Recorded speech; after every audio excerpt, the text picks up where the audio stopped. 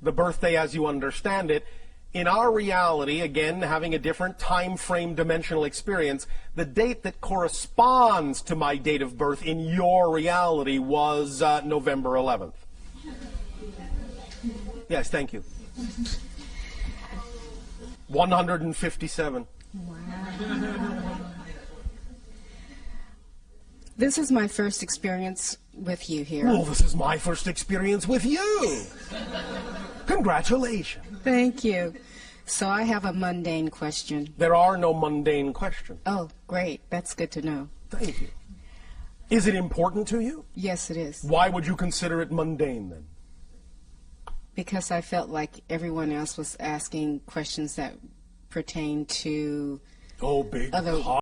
Because I felt like everyone else was asking questions that pertain to other cosmic issues. Yes, and I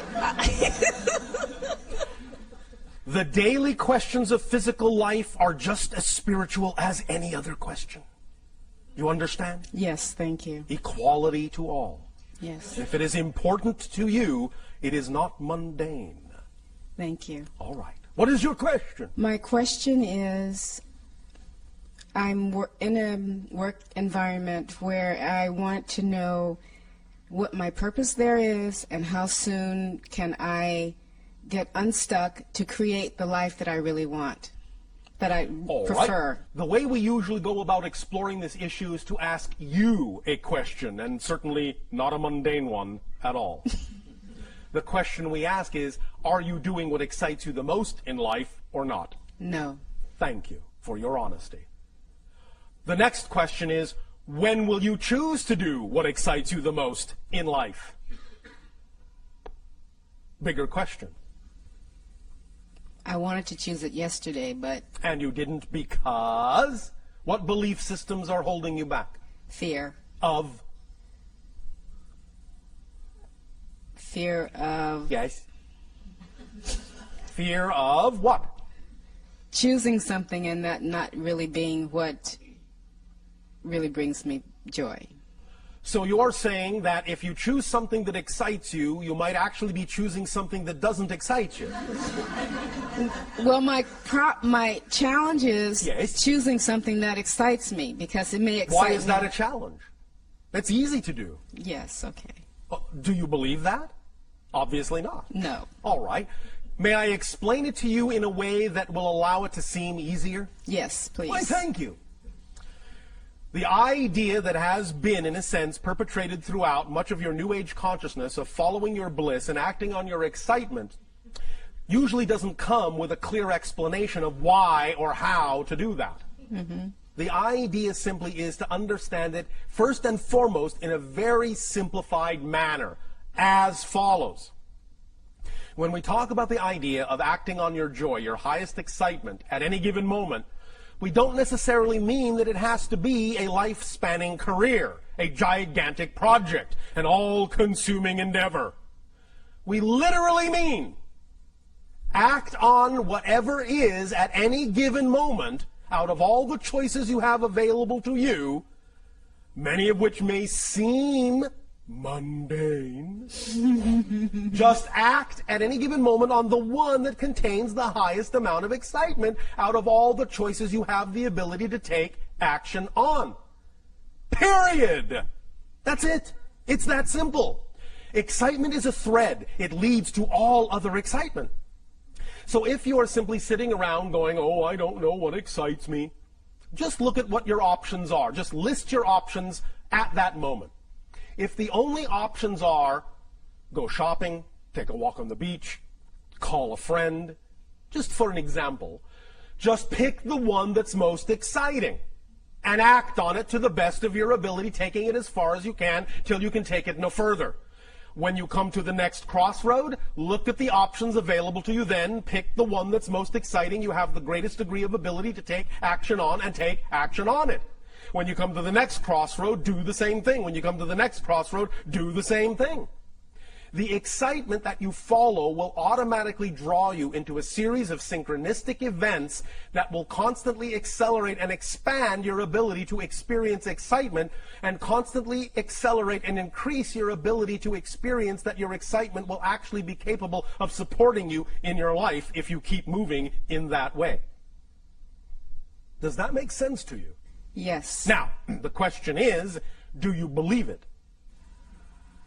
Because the idea is that when we, first of all, offer the idea that all you have to do at any given moment is simply choose out of the relatively normal options available to you. If you can't think of any all-encompassing excitement, if you just choose the most exciting option out of whatever is available to you and act on it, when we offer that suggestion up, very often the first thing that comes out of the human mind is, but that's not connected to this, or how can that support me? I don't understand. You don't have to understand. That's the beauty of it. The idea is that your physical mind is not designed, never was, and never will be designed to understand how things will happen. It is not designed to understand or comprehend how something that you act on that excites you will bring you the thing you need somewhere down the line. So you don't have to think about how that's going to happen. All you have to do is act on it knowing that it will. Because the human mind is only designed to experience how things are happening. That's it. The human mind is only designed, the physical mind is only designed to understand the physical experience.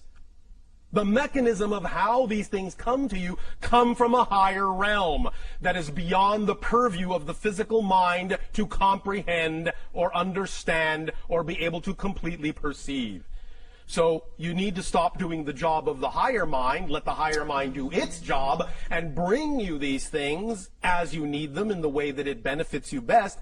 All you need to do to activate that mechanism, and we'll be talking a little bit more tomorrow about the idea of the mechanism of manifestation in a more complete investigation of that mechanism. But the only thing you really have to do is just start the ball rolling by acting on whatever excitement you are capable of acting on, and thus then by doing so, acting as an example to the higher mind, proving that you're willing to move in that direction so that the higher mind can go, finally she is willing to act in that vibration, so I can now give her more of that vibration, more things that are representative of that vibration, because she is showing by her behavior that she's willing to act on it. But if you're not willing to act on your excitement, why should the higher mind give you something to act on if you're not going to act on it?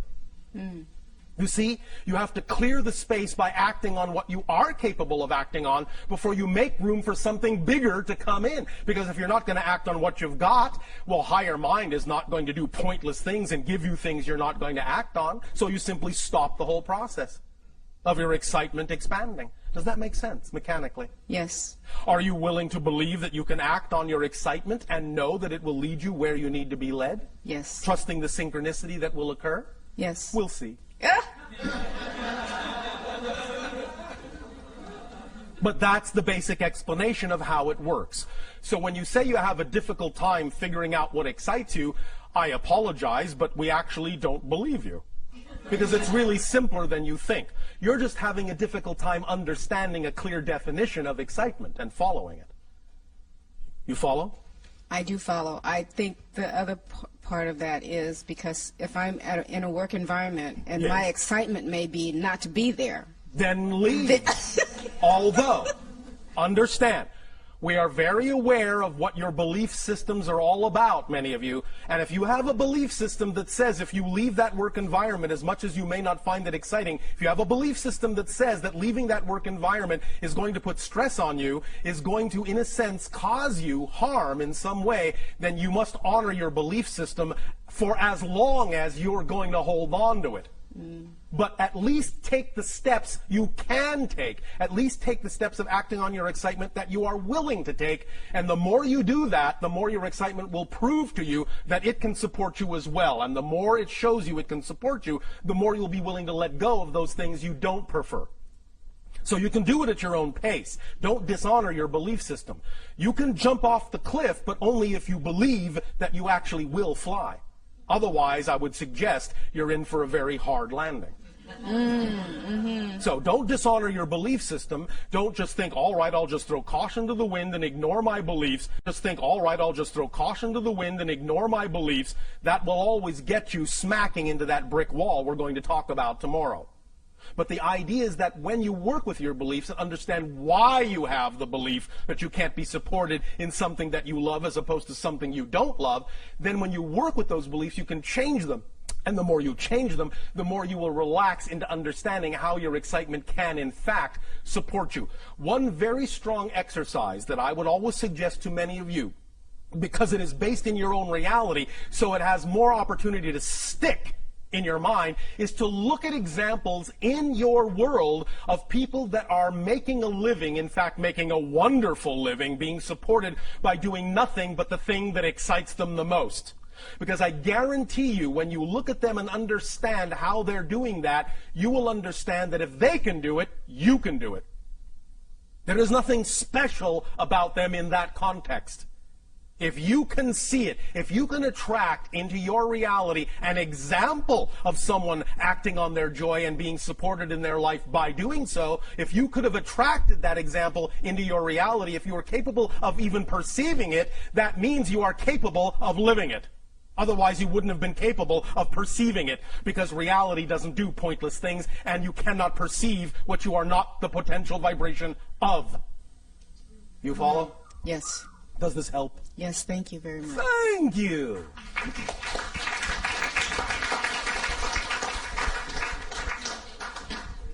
That was exciting.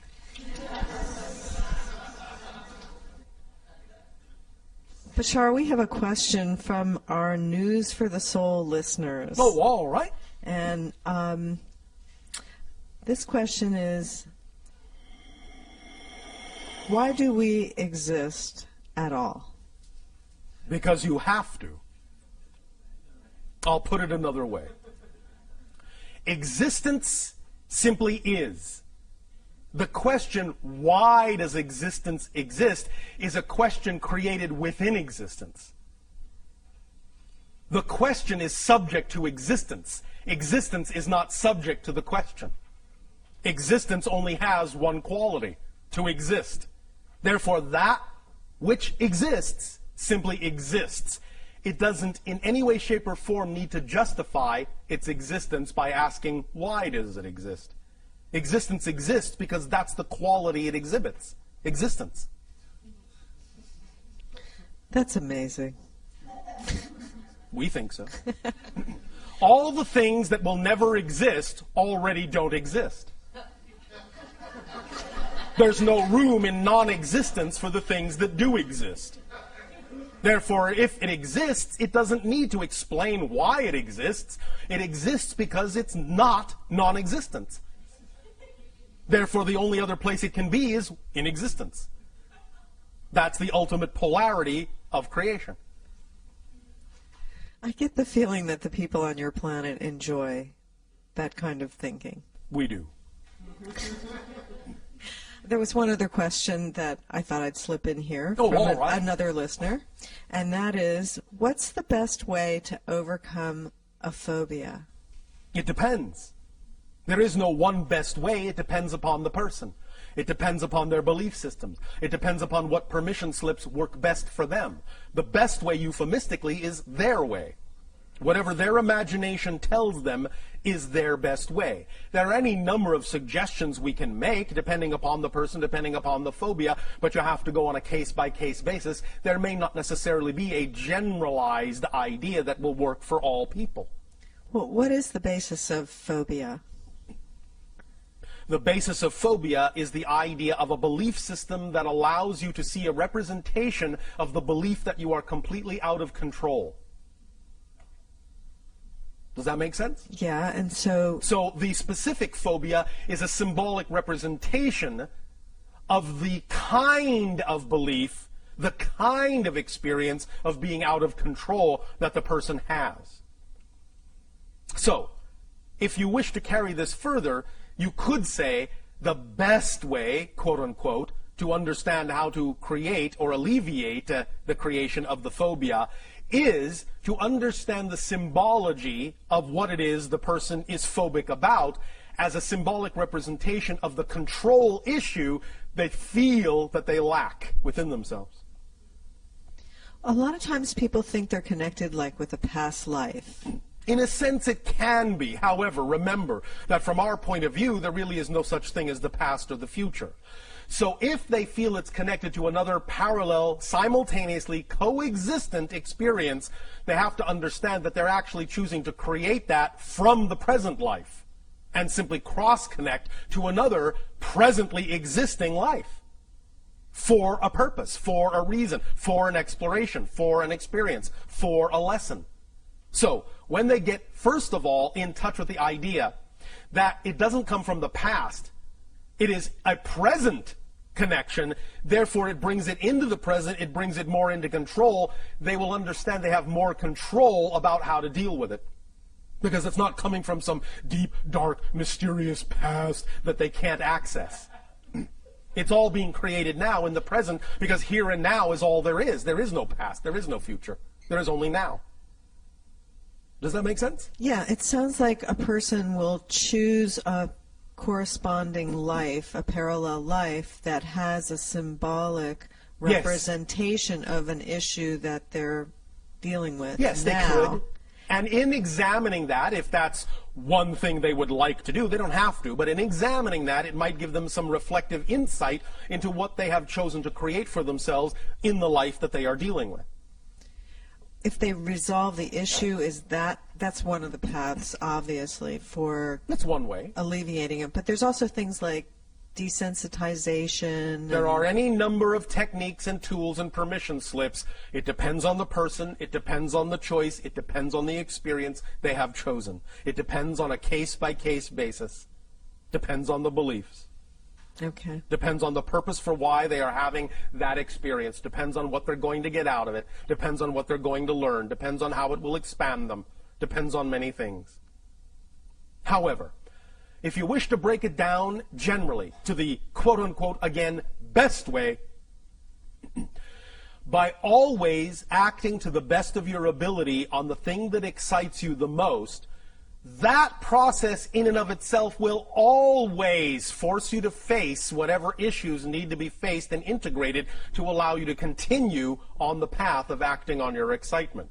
Now, of course, if someone is phobic about acting on their excitement, they may be creating an interesting vicious circle experience for themselves. Nevertheless, it will still, by being willing to take any action in that direction at all, open up the synchronicity that will bring to them whatever experience they need to face that issue and bring also with it all the information necessary to deal with that issue if they are open to it.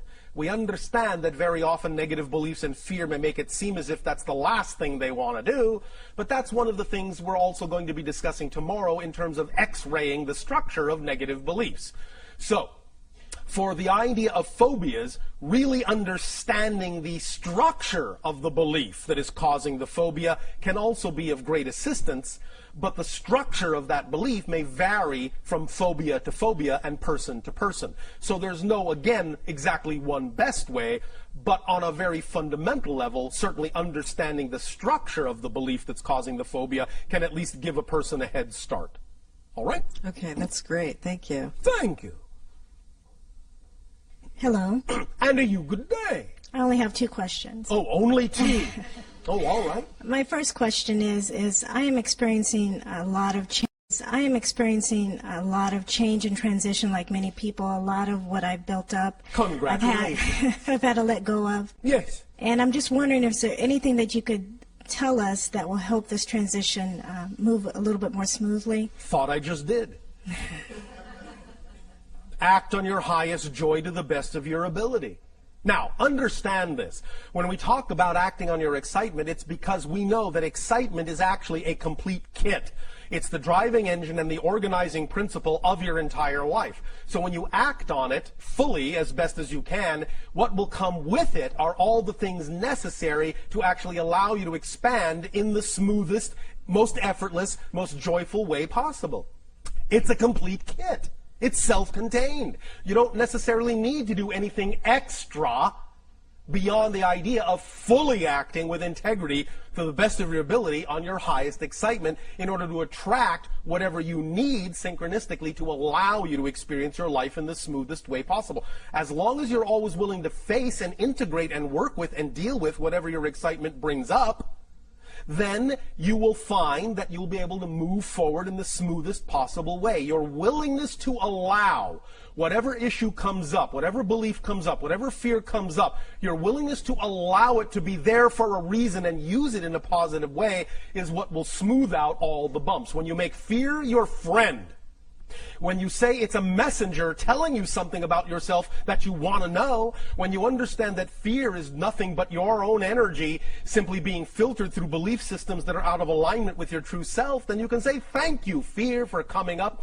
Thank you, issue, for coming up and pointing out to me that I have a belief that's out of alignment with my preferred, true, natural core self. And as soon as you identify the belief in that way and relate to the belief in that way and make a friend of your belief in that way, it will smooth out the fear energy into joy and excitement and give you the opportunity to utilize that understanding and that knowledge in the best possible way. Does that make sense to you?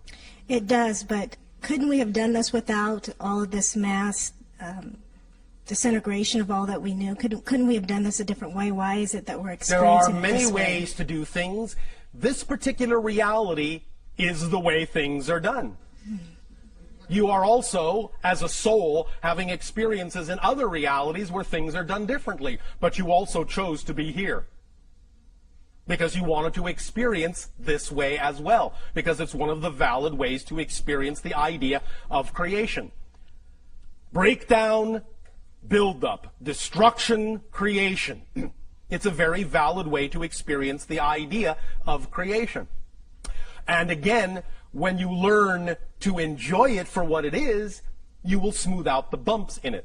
Many individuals on your planet have talked to us about the idea that you feel like you're stuck in some kind of remedial kindergarten class, a school of hard knocks, a suffering planet. We choose to view this as a master graduating class. So the idea is that, yes, all right, college, university, sure, it's a little tougher than high school, but you're up to it because now you are in the master class. So the more you know that's what it is and the more you treat it as such, the more benefit you will receive from the way things are structured and the smoother things will get, and you will not have to experience it that way anymore. But the idea is, again, using the power of paradox. When you allow it to be all right to experience it the way you are experiencing it, you will no longer have a reason to experience it that way. It's only the resistance to the way you're experiencing it that makes that experience take longer to change. I get it. Thank you. I knew you would. My last question is for the past year during meditation or a time where I'm slowing my mind down to connect, I'm experiencing a lot of pressure in my head. Yes. Could you explain what that's about? There are sometimes different symptomologies when you are realigning energies. Sometimes there are physiological side effects or symptomologies. That's all right. They will dissipate. As you become more smoothly aligned and less resistant to certain kinds of change, those pressures will smooth out. Right now, it's simply the idea that the energy you are attempting to integrate in your estimation, in your belief system, in your definition, is simply more than you're used to. You don't feel equal to it yet. Therefore, as we have euphemistically said by analogy, it's like you are trying to download a dam full of water through a garden hose. There is pressure. But when you widen the hose into a giant conduit, the pressure will be relieved because you become more equal to the energy you are channeling. You follow? Yes, I do. Does that help? Yes, thank you. Thank you.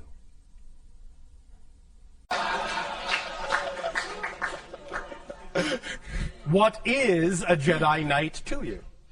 What's your definition of that term? A selfless individual who can feel the life force of other people and beings around it, I guess, of anything, and can When you harness. say selfless, what do you mean? They do good for others. They do things for the benefit of others without doing it for themselves. But you understand that when you do things for the benefit of others, that is actually the best way to benefit yourself. Yes, I understand. So you are not selfless. So I'm very selfish then. And you're not selfish. You can, however, simply become self-contained. So the idea is that you understand you are connected to everything, and when you understand and behave that way, you will know you are included because you are a part of everything and cannot be left out. Therefore, you don't have to focus on yourself. So if that's what you mean by selfless, then fine. But it doesn't mean you're actually selfless. It simply means you're not self-focused. Gotcha. You're focused on the big picture of which you are a part. Does that make sense? That does make sense. All right. Then is that being closer to being a Jedi Knight? Yeah, All but there's right. other parts too. Oh, all right. And what are they? I guess being able to... I'm not going to tell you how to build a lightsaber. I don't need to learn how to do that. That's irrelevant for me. All right. Just checking. How would I do the supernatural things that they do? I guess? Supernatural? Well, the things that society would deem supernatural that I... Oh, you mean the things that they do that come naturally to them when they operate on a higher frequency? Sure. Well, operate on a higher frequency. And how do I do that? I already told you. Follow my highest passion. Yes. Well, there we go.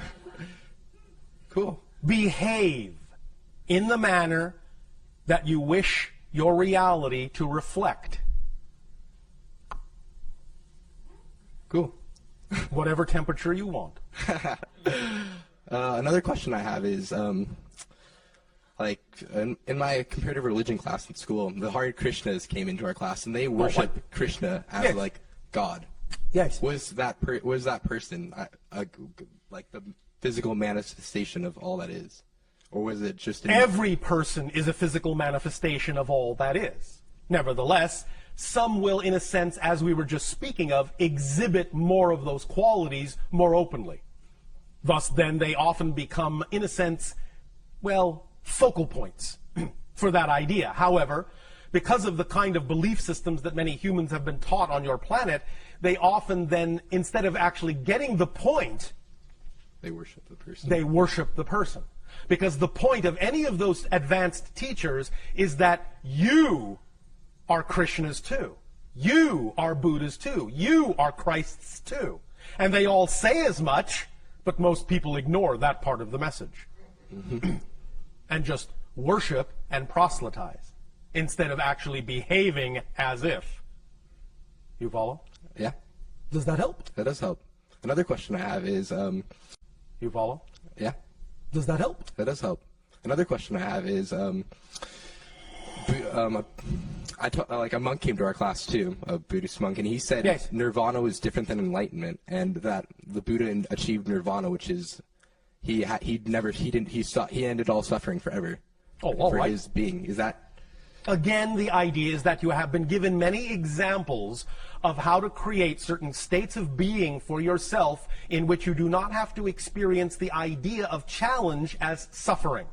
Whether you allow yourself to begin to behave that way and take on that state of being is completely up to you. But you have been demonstrated this many, many times by many teachers. So in that sense, that's the way to understand the statement. They've done this for you. So you don't have to do it again. But you can choose to do it again. You can choose to suffer. But because they've already demonstrated how you don't have to, you don't have to.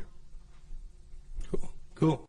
Yeah, I gotcha. Oh, all right. You like that temperature, don't you? Yeah, I do. All right. Thank you.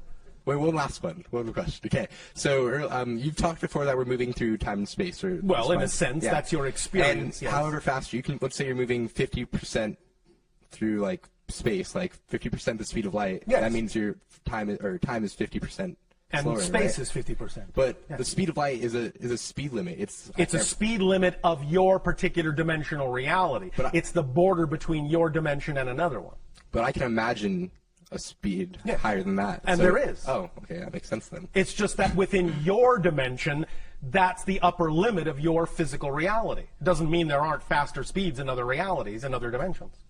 Could I change it in my reality? Or is that... You have to shift to that other dimensional reality in order to experience that, because it doesn't, in a sense, have relevance in your physical reality. Okay. Instantaneous teleportation has been experienced by many individuals, even on your planet. That's shifting to another dimension where this so-called concept of speed has no meaning. You simply are here, then you are there. No traveling in between. It's awesome. So it can be called infinite speed. Make sense? It does. Thank you.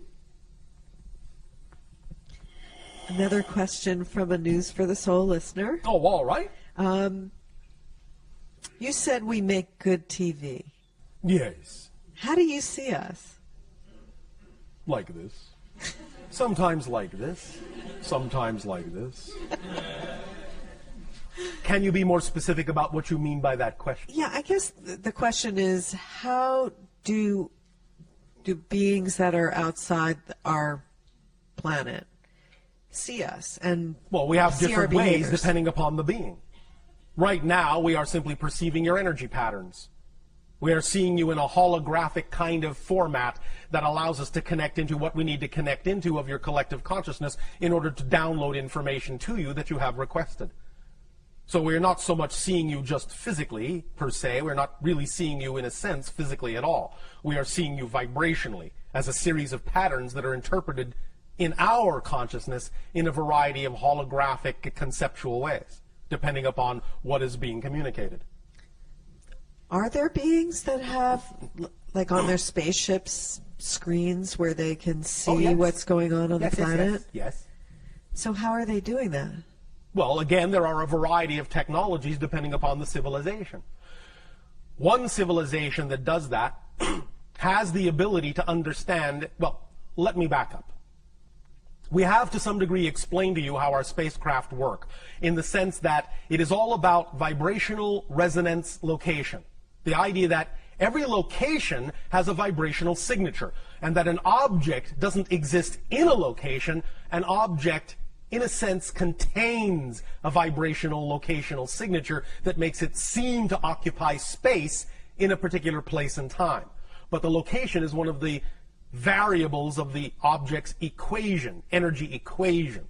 As we change the variable in our spaceships, the spaceship changes location, because that is simply the idea of the spaceship existing at the new vibrational locational signature point. Similarly, the technology is that when you know that location is a particular frequency, then you can create a system where you dial up a particular locational resonance, and you can have a mechanism that simply translates that particular reference point visually, if you wish, even in your mind or on a screen. Does that make sense to you? Do you understand what we are describing as a technology? Yes, it sounds very interesting. I mean, are people being watched while they're walking around in the privacy of their homes? Sometimes. That's pretty interesting. But never without permission. You understand? Yes, but how does somebody give permission? Sometimes they give permission on another level. Oh, like a dream state. The physical mind may not be aware of the permission that has been given, but the permission has been given. And again, it will always be done, at least on our behalf, relatively unobtrusively. Privacy will be maintained where it is truly desired. So what would be the purpose of watching someone? Learning. Like how humans do things? Yes. And there are other reasons. Observing what humans are, in a sense, absorbing of the information that they have learned, how they are applying it. Because sometimes we have recognized that humans will apply information differently in private than they do in public. So we learn a lot about you in private that we don't get a chance to learn by watching you in public. And that's why we say you make good TV. Because there are often great dichotomies between your private persona and your public one. And we learn a lot about who you really are and what your personality really is all about by observing the private one in certain contexts. Yeah, I can see that. That's really true. So Yes. That's cool that you guys can do that. Again, not without permission and not without there being a reason, in a sense, that will ultimately serve you in a positive way. Right. That's We have wonderful. no purpose or reason to simply be invasive. Yeah. It no. is only being done because there is a mutual agreement that what we are doing will benefit you in some way, shape, or form. That's wonderful, Bashar. Thank you. Thank you. Hello, Bashar. And a you good day. How do I experience past and future and now?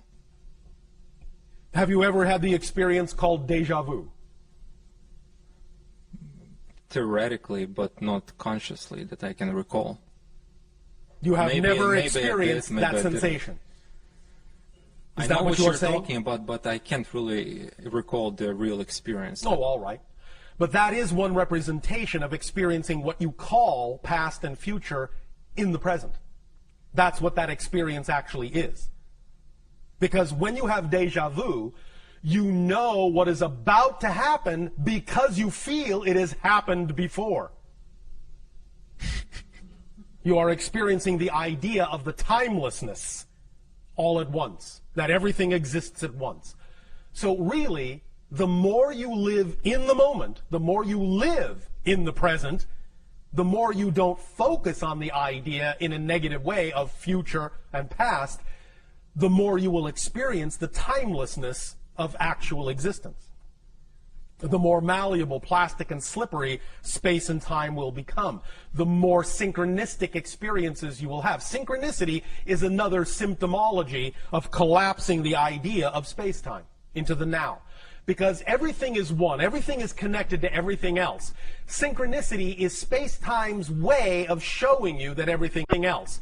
Synchronicity is space-time's way of showing you that everything is connected as best as it possibly can. Even though it may still be presenting it to you in a so-called linear fashion, one synchronicity after another, that is at least a more collapsed version of experiencing space-time, the experience of synchronicity itself, than a typical stretched out linear format. Does that make sense? But is this includes, for example, past lives, past experience? Again, remember, there is no real past. There is no real future. Everything exists now. The analogy we often use is your own television set. If you are sitting down watching a TV program, you know that at the same moment, there are still hundreds of other programs that exist at the same time. They're not really in the past. They're not really in the future. You may not be perceiving them because you are tuned to one particular channel. But if you change the channel, you'll see that another program exists at the same time as the program you were just watching. Reality is like that. All the lives, all the experiences are going on right now. The more you understand and wrap your mind around that concept, the more you will actually start to experience reality that way. Make sense? Yes. So, more analogies, the more symbols, the more analogies you can create to explain the idea of the simultaneity of existence to yourself, the more you can understand that construct of nowness holographically, the more you will actually start to experience your reality that way. Makes sense. Thank you. And, thank you. That's why we also use the analogy of saying there really is only one moment in creation, just one moment. What appears to you to be different moments is actually the same moment, but from a different point of view. It's all the same moment. There is also only one thing in creation. All of it. Just one thing. Experiencing itself as a multitude of things. But it's just one thing. Even physically, there is only one thing. We have explained this before by the concept we refer to in our reality as the prime radiant. Imagine. We know your scientists tend to talk in particles. Subatomic particles. Now, we know that they know that it's not really a solid particle, but for the purpose of illustration, it will do. Imagine this. Imagine there is only one particle in all of existence, and there's nothing else. Just one particle. Because there is nothing else to relate to, the particle has no mass and can move at infinite speed. It has no limitations, it has no barriers, there are no laws to govern it, because it's the only thing there is. So it can do anything it wants. So if it can travel, this one particle can travel at infinite speed, that's another way of saying that that particle can actually be everywhere at the same time. You understand? Yes. So if a particle can be everywhere at the same time, it can appear to be multiple particles, but it's actually the same one particle. And everything that is made up of particles is actually made up of the same one particle, moving at infinite speed. So you actually are the other person's body. You actually are the chair. You actually are the light bulb. Because all those things, you are the star. You are the other planet. Because all those things are all made up out of the same one particle that everything is made up out of. So everything is here. Everything is now. Everything is one. Make sense? Yes. Does that help? Yes, definitely. Thank you. Thank you. The But more I you have another ponder question. that, the more you wrap your mind around that, the more you will start to experience that in your reality. Yes, continue. And it's pretty much like a follow-up in terms Yes. of everything is one, all is one, we're part of one. Yes, yes. But we have this illusion of separation. Yes. Can you help me a little bit in terms of how I can modify it or remove it if it's appropriate, or how Well, I you can don't better really want to understand, completely remove it per se. but have ability to or you won't go really beyond that. have an experience as an individual. Remember, all that is experiences itself in all the ways that it can. You, us, all beings and all things in creation are all the ways all that is has of experiencing itself. Even though you can have the experience of more oneness, you exist as an idea unto itself. So you, as that idea, no matter how much oneness you create yourself to experience, you will always experience yourself as you.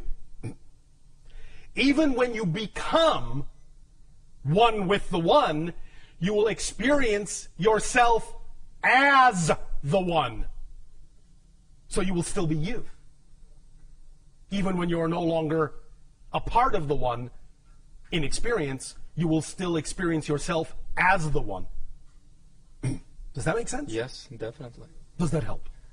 But I was asking more in terms of practical application, in terms of, for example, feeling the trees and walls and go beyond that. Yes. How I can develop this? Again, wrap your mind around the idea that you are one. Invent in your imagination ways in which to represent that to yourself more realistically. And use that imagination. That's what your imagination is for. Your imagination is keyed to you, to your frequency. Whatever methodology you come up with that allows you to feel more at one, use that. Use what your imagination comes up with. Your imagination is the conduit between your higher mind and your physical mind. Your imagination is the conduit of communication between the two.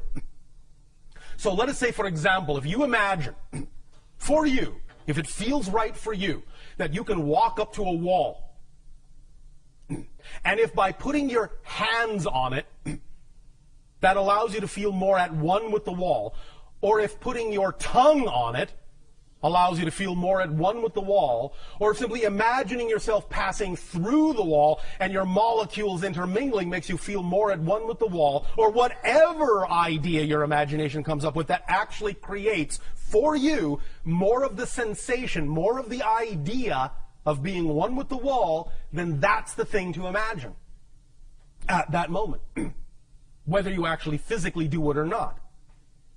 Because the idea is that some of these things are not always relevant to experience literally, physically. Some of them are just things that lure you in a certain direction to get you to move in that direction, perhaps for other reasons.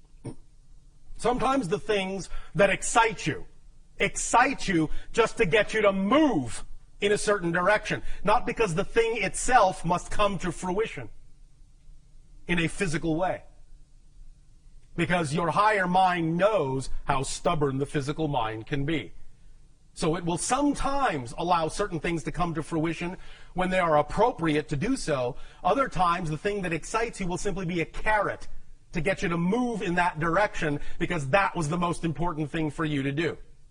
So if you're excited about exploring this concept of oneness, act on that and use your imagination to explore it in whatever way, shape, or form your imagination feels most excited about doing so. And for that moment, that will be the right way for you. And it will enhance the synchronicity in your reality. For that moment, that will be the right way for you. And it will enhance the synchronicity in your reality to give you more experiences of that oneness in whatever way works best for you. Does that make sense? Definitely. Thank you So very you really much. need to let your imagination fly. You really need to act out on your imagination too in many ways. Many times we have suggested to many of you, when you talk about doing the thing that excites you, to mock it up, to create a facsimile of the reality you say you wish to live in. Literally build it up around you to the best of your ability. Have representations of it everywhere that you can. Paste it up on your wall. But very few of you actually take the step of making that physical realization, that physical symbology. You keep it very mental. Acting it out acts as the completion circuit. It grounds the idea and lets your physical mind know that it actually has something physical to respond to as a vibration that is more representative of that reality you say you prefer. It's training your physical body to respond to that physical reality by mocking it up and existing in that simulated environment. It doesn't matter that it's a simulation if it makes you feel like it's real. Make sense? Yes. Does that help you? Yes. Thank you. And last question. Oh. I want to understand how the new point of consciousness got born, or new consciousness got born. Probably it's more like a point. Essentially this way.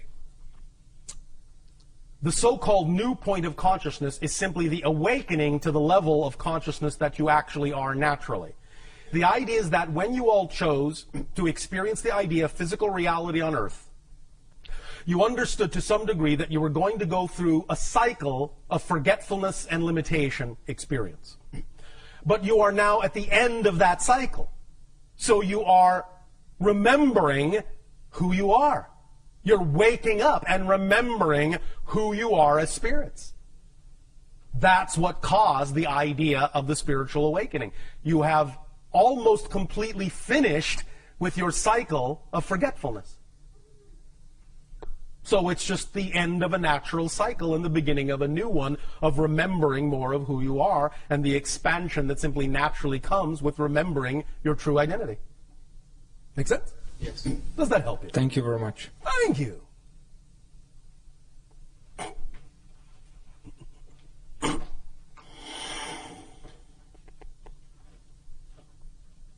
Thank you, April. Hi, Bashar. And to you, good day. It's a privilege and a pleasure to be here with you. It is an honor for us to communicate with all of you as well. Good, thank you. Speak up and be bold so that all may hear what you have to share. I shall speak up then. Thank you. By our thoughts, our choices, and our imaginings, as you said, we create our reality. Through your beliefs and definitions, you create your reality. Your beliefs and definitions determine what kind of feelings and thoughts and behaviors you exhibit. Right. That then reinforce the reality you have created with your belief. But belief is the blueprint. It's the first step. The definition is the key, not just the thought. I know that some people on your planet interchange those concepts and say thoughts create your reality. What they really mean is the basic fundamental belief creates the reality. What you believe is true is what you experience. Then your thoughts will go hand in hand to reinforce that. Good, yes, excellent. And so it's a very individual process, is it not? Yes, but there are collective components to it that you have all agreed to abide by in general. Which are prior agreements as to the structure of the earth and life Yes. and so on, yes. Yes. Okay, good, yes. So if I create my reality and it is an individual thing within those agreements, within those prior agreements. Yes. I'm confused about the way in which sometimes you talk about the world that is, as if there's a world out there that we are all sharing. Yes. And all seem to be within this same world. Well, in a sense. We understand that sometimes the limitation of the translation of our thoughts into the human language may leave something to be desired and cause some confusion with regard to the definition of terminology. Nevertheless, there is a collective level to the agreement, and there is an individual level to the agreement, in whatever way you choose to experience it, in whatever kind of world experience you choose to believe you're having, which is also created by individual and collective agreement. Does that make more sense? Can you give us some more? The idea, again, is that when we say the world out there, we are simply referring to the idea of the illusion of physical reality. Yes. We know there really isn't a world out there. Yes. It's all happening within your consciousness. Yes. But when we use that term, we are more often than not referring simply to the idea of the experiential reflection, the mirror of physical reality that seems to be outside you. Okay. We simply don't always take the time to explain it in every single detail, assuming that you basically understand the analogy we are making without having to explain every aspect of it. But sometimes it requires a deeper explanation, depending upon the conversation. But fundamentally, we understand that it all takes place within consciousness, that there really is no outside. There really is no out there. But the experience of it is real, even though the thing itself is not. Does that make sense? Yes. So if I believe that the world is going to hell in a handbasket, then I inhabit a world that is going to hell in a handbasket. Then you're in the basket with it, yes. Yes. And if I believe that the world is not going to hell in a handbasket, I live in a world that is thriving and prosperous. Yes. Yes. Now, you have for many thousands of years, in your terms of counting time, in that experience, linearly speaking, agreed to have coexisting varieties of belief systems. Now that you are waking up, more and more, every day, bit by bit, you will start by selective vibrational resonance choices, slowly start to see, bit by bit, only the worlds that are more representative, only experience the realities that are more representative with the vibration of your overall natural choosing, rather than experiencing so many vibrations that are not representative of it. But for a while, and for a long time, in your terms of time, you have been willing to experience many vibrational reality ideas that are not necessarily aligned with your preference. And that will continue for a little while, until such time as you all really hone in on the frequencies of your preference and really start shifting yourselves to realities that are more and more representative and reflective of the vibration of your preference, and less representative and reflective of vibrations that are not. Make sense? Yes. And? When you use the term, you are waking up, Yes. it sounds like you're talking to all of us collectively here. Well, generally speaking, because if that were not the case, we probably wouldn't be having this conversation. Okay. But there's a version of me that probably didn't even make this meeting tonight, right? Correct. In some reality, you are not here. Exactly. And so there's... But that's not really you, in that sense. That's him. I understand. Good, thank you. Thank you. One last thing. Yes. One last thing. Yes. If I create my reality, Yes. then I am creating you. Yes, correct? you are creating your version of me in order to experience me in your reality by collective agreement. Yes. I am not actually in your reality. Your version of me is. Yes. Just as I am creating my version of you. Yes. So in essence, we are both talking to ourselves. Yes. Good. Yes. Thank you. Thank you. Bashar, one of our listeners has this question that kind of fits in with what you're talking about right now. Oh, all right. How synchronous of them. Right. And you'll probably say you've already answered this. Maybe. Maybe not. Maybe not. To what extent am I making up my reality? Sometimes I feel like I'm making it all up and I'm the only one who is really here. Yes. Is that true? Yes. But remember, it's not this or that, it's this and that. You are making it all up, and you are doing it in concert with others who are also making it all up. That's the paradox. Each individual completely, utterly, totally makes up their entire reality, and at the same time are doing it in concert with other individual aspects of all that is that are also entirely and absolutely making up their own reality. At the same time, they're doing it in concert with each other. It's this and that, not this or that. Creation is inclusive, not exclusive. Does that make sense? Yeah, it's amazing, that it works like that. Yes. So we're pretty much out of questioners now. Is there anybody left that was supposed to ask a question? That was a question. What's your preference, Bashar? That person may ask a question if they have one. All right, but you must come down here and sit in the chair.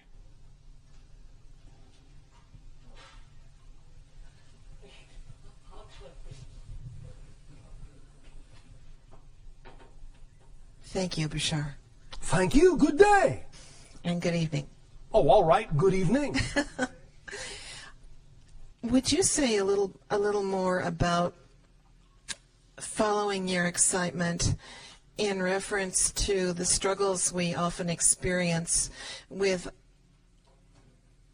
trying to act in our best understanding with what Sounds we've like received? you're struggling with the sentence. Yeah, well, yeah. When there's a struggle between Yes. acting on what we believe is our duty, Our which duty. is not necessarily that exciting, Can you define duty?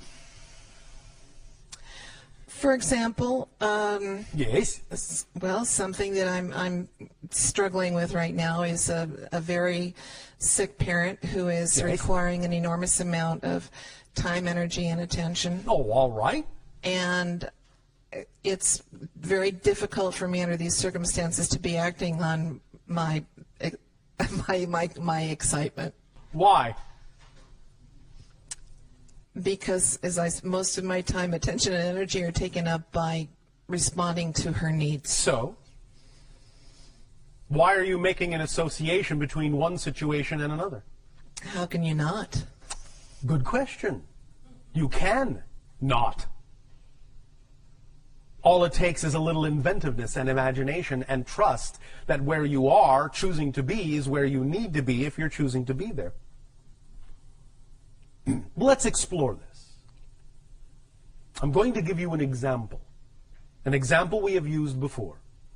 But perhaps you can understand in this example how a variation of this idea can be applied in your situation and your circumstance. All right? All right? Oh, yes. Thank you. Want to make sure you're still awake. All right. Many people on your planet have been given belief systems that say, this cannot be something that gives me joy. This cannot be done as a living. This will not work. This makes this impossible. And all sorts of other belief system limitations that become self-fulfilling prophecies, self-reinforcing realities, experiences. People on your planet who have a different way of looking at things, who have different belief systems about what is and isn't possible, don't experience those limitations. Their reality reinforces for them the understanding that they can do this and do that. Like I said, it's not this or that, it's this and that. But it is often a limitation of imagination, a limitation of definition that allows an individual to believe that certain things cannot happen if they don't happen in a certain specific way. And it is relaxing the definition about how you think something must happen, how it needs to happen, how it can happen, relaxing those definitions that will allow you to actually experience how it will happen, but maybe not in the way you expected, maybe not in the way you were taught to believe it has to happen. You need to really stretch your definitions to include other ways, unexpected ways, creative ways in which you can act on your joy, while at the same time expressing your love for your parent. Do you follow? Yes. Now, before we continue, understand that this also extends to the idea of taking care of your parent. If you are willing to expand your definitions about what is possible in your reality instead of coming from a very limited point of view about how things must be done, as you say, duty, the idea is that even the caretaking of your parent could be being done in a very different way that's far more representative of your joy and your excitement. The idea is that you can attract to yourself the things, the people, the places, the things that can aid and assist you in that undertaking that are still representative of your love, of your caretaking, but you don't necessarily have to do it all yourself, and you don't have to assume that you need X, Y, and Z, or that can't happen. You need to relax your definition of abundance.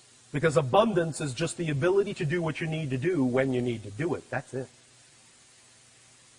That's it. That's the definition of abundance. And if you think you don't have what you need to do what you need to do, then it is simply your definition of abundance that is limited, that is allowing you to experience the limitation in your life. The example of a woman whose great joy was to simply tell stories to her children illustrates the point. That was the most exciting thing she could think of to do. And she did it with absolute flair. It was her joy. So she put everything into it and told astonishing, vivid, imaginative, creative stories to her children. So much so that they began inviting their friends over to listen to these stories, and they became enraptured by these stories, captured by these stories, caught up in these stories, so much so that they started inviting their parents over to listen to these stories, and they became caught up in these beautiful tales that she would weave. So much so that they began to give her money just to tell them stories, to invite her to different houses just to tell her stories. And before you know it, she was making a living just telling stories because that's what she loved to do. And her reality supported her. In that simple thing, she became capable of being completely and utterly and totally supported in her life. Whereas, if she had had the belief system that said, well, yes, I have time to tell stories, but how's that going to help me? How's that going to support me? How is that going to do anything when I'm stuck at home? If that's the way she had thought, she would not have had the ability to do any of that. But she didn't think that way. She didn't believe that way. She didn't even give it a second thought. She just did what was exciting to her where and when she could. She acted on her excitement to the best of her ability and simply allowed the excitement to bring the synchronicity, to bring the support, to bring the abundance, to bring everything she needed to her. I know beyond a shadow of a doubt that you can too.